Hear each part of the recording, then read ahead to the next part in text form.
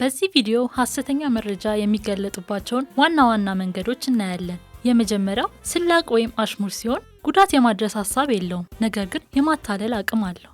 ሁለተኛው የሐሰት ግንኙነት የምንለው አርዕስተ ዜናዎች፣ ምስሎች ወይም መግለጫ ጽሑፎች ይዘቱን የማይደግፉ ወይም ግንኙነት የሌላቸው ሲሆን ነው።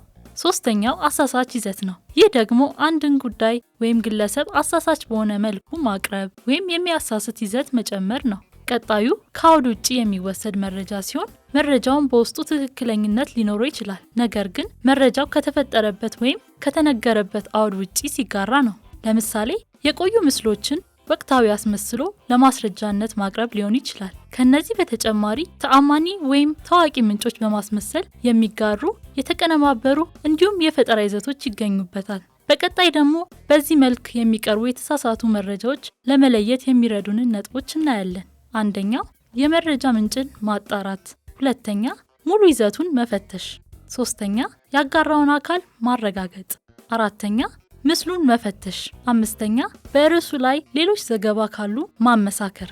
እነዚህ መንገዶች ተጠቅማችሁ የምታገኟቸውን መረጃዎች ሐቀኝነት መመርመር ትችላላችሁ።